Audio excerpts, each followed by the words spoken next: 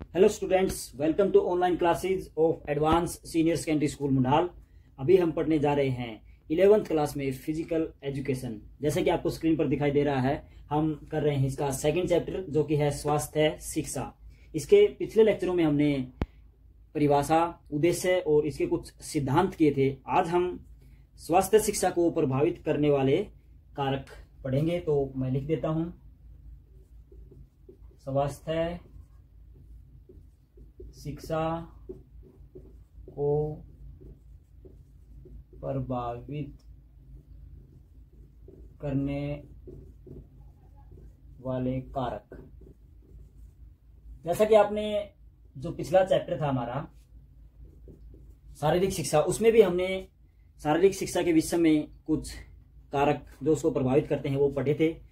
लगभग उसके समान ही हैं, थोड़े डिफरेंट हैं, वो हम अभी चर्चा करेंगे। तो स्वास्थ्य शिक्षा और शारीरिक शिक्षा ज्यादा डिफरेंट नहीं है। दोनों का कार्य हमारे शरीर को सही रखना, स्वस्थ रखना और एक संपूर्ण व्यक्तित्व प्रदान करना होता है। तो स्वास्थ्य शिक्षा के कारक सबसे पहले है, मैं लिख देता हूं, जो हम व्यायाम करते हैं वह हमारे शरीर को सबसे अधिक प्रभावित करता है। क्योंकि व्यायाम के द्वारा आपको पता भी है सभी एक्सरसाइज हो जाती हैं, शरीर का संतुलन, जो मांसपेशियां, हड्डियां, जो हमारे शरीर में संस्थान है वो सभी अच्छी तरह से कार्य करते रहते हैं। तो सबसे पहला कारक है जो हमारे शरीर को, या कह लीजिए स्वास्थ्य शिक्षा को प्रभावित करता है, वह है शारीरिक व्यायाम। जो भी हम एक्सरसाइज करते हैं वह हमारे शरीर को डायरेक्टली प्रभावित करते हैं, अर्थात उसको सही दिशा में ले जाने का वो कार्य करती हैं। जो भी हम एक्सरसाइज करते हैं या अपनाते हैं, तो एक्सरसाइज में आप काफी चीजें इन्वॉल्व कर सकते हैं। सुबह सुबह की जॉगिंग या सुबह सुबह उठकर योग करना। काफी नौजवान लड़के हैं वो एक्सरसाइज करते हैं, जो बूढ़े हैं वो वॉकिंग पर जाते हैं या योगासनों का, प्राणायामों का सहारा लेते हैं। तो कुछ भी क्रिया करते हैं वो अपने शरीर को फिट रखने के लिए करते हैं। तो उसी के अंतर्गत शारीरिक व्यायाम एक अच्छा परिभाषित करने वाला शब्द है। तो इसमें सभी के लिए वो बातें आ गई जो मैंने अभी बताई हैं। तो शारीरिक व्यायाम सीधे तौर पर हमारे स्वास्थ्य को प्रभावित करता है। दूसरा पॉइंट है एक संतुलित भोजन। संतुलित भोजन अगर हम जीवन में अपनाते हैं तो हम आगे चलकर या जीवन में कभी भी बीमार नहीं होंगे। अपने शरीर को सही दिशा में ले जाने का एक शुभ कार्य हम करते रहेंगे संतुलित भोजन के माध्यम से। तो संतुलित भोजन वह भोजन होता है जिसमें सभी प्रकार के पोषक तत्व विद्यमान होते हैं जो हमारे शरीर में चाहिए होते हैं या शरीर को उनकी आवश्यकता होती है। तो जितने भी जो पोषक तत्व होते हैं, कार्बोहाइड्रेट्स, मिनरल्स या प्रोटीन, फैट, ये सभी तत्व हमारे शरीर को उचित मात्रा में मिलते रहें, वही एक संतुलित भोजन कहलाता है। क्योंकि संतुलित भोजन से हमारे शरीर में जो भी नए सेलों का निर्माण या जो पुरानी मांसपेशियां हैं उनकी जगह कुछ नई हमारा शरीर कोशिकाएं बनाता है। तो उनमें संतुलित भोजन बहुत ही अहम रोल अदा करता है। या हमारे शरीर का आकार, मसल्स और हड्डियों को मजबूती प्रदान करना, कैल्शियम एक मिनरल्स है। तो वो सभी तत्व जो हमारे शरीर को फायदा पहुंचाते हैं या बिल्डअप करते हैं, हमारे शरीर का एक प्रकार से कंस्ट्रक्शन करते हैं वो, और उसमें सुधार भी करते हैं और साथ के साथ हमें रोगों से लड़ने में भी सहायता प्रदान करते हैं। तो वह एक संतुलित भोजन के द्वारा ही सही व सुचारित रूप से हो पाता है। तो संतुलित भोजन भी हमारे स्वास्थ्य को प्रभावित करता है। तीसरे नंबर पर मैं लिख रहा हूं अच्छी आदतें। क्योंकि जो भी हम आदतें अपनाते हैं वह हमारे शरीर को या शरीर के स्वास्थ्य को प्रभावित अवश्य करती है। जैसे भी हमारी खाने की आदतें होती हैं, हमारे व्यायाम करने की आदतें होती हैं, व्यायाम करने की आदत अच्छी मानी जाती है तो वह हमें एक अच्छा स्वास्थ्य लाभ देती है। अगर हम कोई बुरी आदतें या बुरी आदतों में पड़ जाते हैं, बुरी आदतों को अपनाते हैं, तो वह हमारे शरीर के स्वास्थ्य को भी प्रभावित करती है, अर्थात वह इस पर बुरा प्रभाव डालती है। तो अच्छी आदतें अपनानी चाहिए। सुबह उठने की, सही टाइम पर सोने की, दिन में आराम की व्यवस्था या काम करने की, शरीर में हलचल पैदा करने की, जो भी आदतें हैं हम काम करते हैं वो सही व एक निर्देशित ढंग से होनी चाहिए, अर्थात उनका टाइम टेबल प्रबंधन अच्छे से होना चाहिए। तभी हम एक अच्छी आदतें और अच्छी आदतों के साथ साथ सही स्वास्थ्य लाभ प्राप्त कर सकते हैं।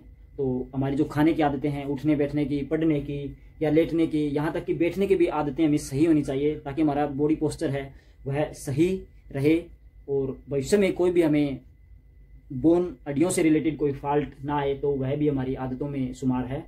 तो ये सभी आदतें हमें एक अच्छे स्वास्थ्य लाभ दे सकती हैं अगर हम आदतों को सही रखेंगे। तो अगर आदतें हमारी सही नहीं होंगी तो स्वास्थ्य हमारा गड़बड़ा जाएगा।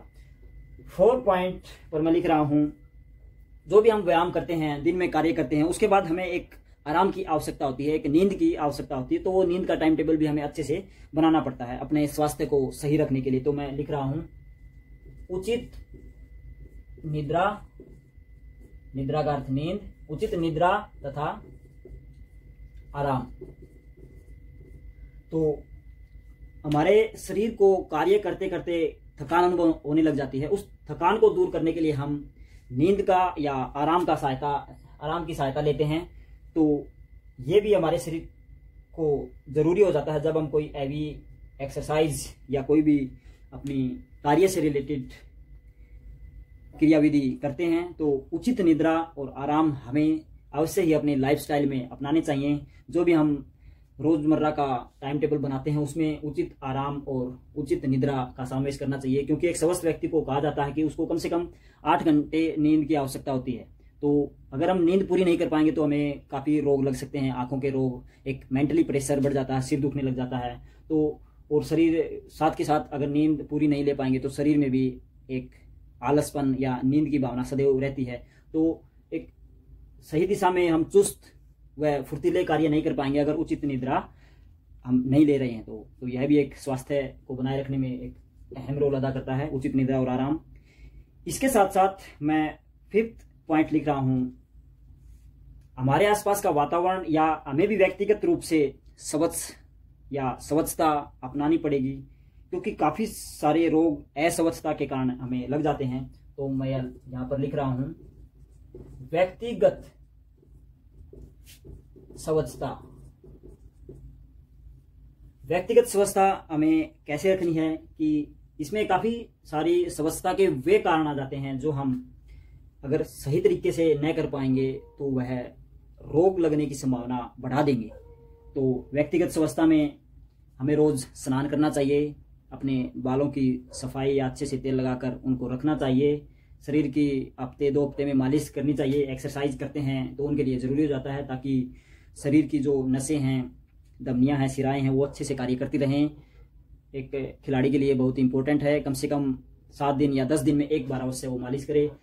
और भी नॉर्मल व्यक्तियों के लिए नहाना, अपने अच्छे कपड़े पहनना, गंदगी वाले कपड़ों को दूर करना या उनकी सफाई अच्छे से करना, हम कहाँ बैठकर खाना खा रहे हैं वो भी एक व्यक्तिगत स्वच्छता आ जाती है। खाना खाते हुए हम हाथ धो रहे हैं, नहीं धो रहे हैं, खाना खाने के बाद कुल्ला कर रहे हैं, अच्छे से दांतों की सफाई करते हैं। तो काफ़ी सारे कारण हैं जो व्यक्तिगत स्वच्छता के अंतर्गत आते हैं, वो हम इसी चैप्टर में आगे पढ़ेंगे। मुख्य यहाँ पर आपको लिखने हैं। तो नेक्स्ट पॉइंट पर बढ़ते हैं। नेक्स्ट पॉइंट है, जो भी हम कार्य करते हैं वह ना तो अधिक धूप में हो, ना पूरा दिन ऐसा भी ना हो कि हमें धूप लगे ना। तो धूप भी आवश्यक है और हवा भी आवश्यक है। तो एक वातावरणीय प्रभाव हम कह सकते हैं, वातावरणीय प्रभाव, कि हमें ऐसे वातावरण में रहना चाहिए ताकि हमें अच्छे से हवा मिल सके, स्वच्छ हवा, और अच्छे से हम धूप में भी रहें ताकि हम विटामिन डी, जो एक नेचुरल सोर्स है विटामिन डी का, वो हम प्राप्त करते रहें। तो धूप में भी हमें रहना चाहिए कुछ वक्त, और स्वच्छ हवा में तो हरदम रहना ही चाहिए, क्योंकि अगर इन दोनों को हम कट कर देंगे तो एक स्वास्थ्य के ऊपर हमारे बहुत ही बुरा प्रभाव पड़ सकता है। नेक्स्ट 7 नंबर पर मैं लिख रहा हूं, गर्मी सर्दी से बचाओ। जब भी गर्मी सर्दियां आती हैं तो उसी के अनुसार हमें रहना चाहिए, उसी के अनुसार कपड़े पहनने चाहिए, क्योंकि गर्मी सर्दी का बचाव नहीं करेंगे तो हम बीमार हो जाएंगे। तो गर्मी सर्दी से बचाव भी एक कारक है स्वास्थ्य को सही रखने का। नंबर 8, स्वास्थ्य जानकारी। अगर हमें स्वास्थ्य की जानकारी पहले से ही, छोटे छोटे रोग होते हैं जो हम पहले से ही जान सकते हैं, कुछ मामलों में हम उनकी संभाल रख सकते हैं, तो ऐसी हमें स्वास्थ्य जानकारी रखनी चाहिए ताकि हम नॉर्मली जो छोटे छोटे रोग हैं उनको अच्छे से क्योर खुद ही कर सकें, उनसे बच सकें। तो ये भी एक इम्पोर्टेंट कारक है जो स्वास्थ्य को प्रभावित करता है। दूसरी है 9 नंबर में यहाँ पर लिख रहा हूं, हमारे शरीर में एक रोग प्रतिरोधक क्षमता होती है, रोग प्रतिरोधक शक्ति भी बोल देते हैं। तो आजकल ये अभी जस्ट बीमारी चली हुई है, सबको पता ही है। तो इसमें बताते हैं जिसकी जो रोग प्रतिरोधक क्षमता है वह अगर अच्छी है तो इस बीमारी से हम काफी हद तक बचे रह सकते हैं। और इसी बीमारी से नहीं, हम काफी बीमारियों से वैसे नॉर्मली भी बच सकते हैं अगर हमारी रोग प्रतिरोधक क्षमता, जिसको हम इम्यून सिस्टम बोलते हैं, वो अगर सही है तो व्यक्ति को प्रतिरक्षा शक्ति होती है उसको मजबूत बनाना चाहिए। उसको मजबूती प्रदान करने के लिए जो भी कार्य अपनाने पड़े उसको अपनाना चाहिए, क्योंकि अगर रोग प्रतिरोधक क्षमता सही होगी तो हम स्वस्थ ऑटोमेटिक ही रहेंगे। तो इसके लिए हमें अच्छे से एक्सरसाइज करनी चाहिए, फल फ्रूट, ताज़ा हरी सब्जियां, पत्तेदार सब्जियां ये खानी चाहिए, क्योंकि जो भी फ्रेश सब्जियां या फ्रूट होते हैं वो रोग प्रतिरोधक क्षमता को काफी हद तक बढ़ा देते हैं। तो ये भी हमें अपनाना चाहिए। लास्ट पॉइंट नंबर 10 में लिख रहा हूं यहाँ पर, एक फालतू की टेंशन काफी लोग रखते हैं, अनावश्यक परेशानी। आज से 10 साल बाद जो होने वाला कार्य है वो उसी के प्रति हम आज टेंशन ले लेते हैं, पता नहीं क्या होगा वो होगा। तो ये अनावश्यक की समस्याएं हमें नहीं पालनी चाहिए। तो यहां मैं लिख रहा हूं, अनावश्यक चिंता व परेशानी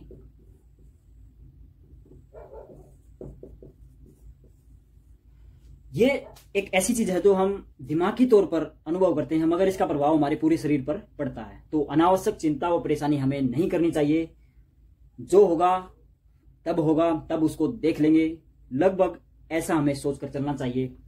तो काफी लोग होते हैं जो फालतू की ही टेंशन अपने दिमाग पर बनाए रखते हैं, छोटी छोटी बातों की टेंशन, वो हमें नहीं रखनी चाहिए। वर्तमान में हमें जीना चाहिए, वर्तमान के जो जीवन के आनंद है उनसे हमें परिपूर्ण रहना चाहिए। तो अनावश्यक चिंता और परेशानी ना रखकर भी हम अपने स्वास्थ्य को लाभ पहुंचा सकते हैं या स्वास्थ्य लाभ ले सकते हैं। तो ये मैंने कुछ 10 पॉइंट लिखे हैं, इनको आप अपनी कॉपी में नोट करेंगे और अच्छे से, इनको ज़्यादा डिफिकल्ट भी नहीं है, समझ में आ गए होंगे आपको जहां तक मेरा मानना है।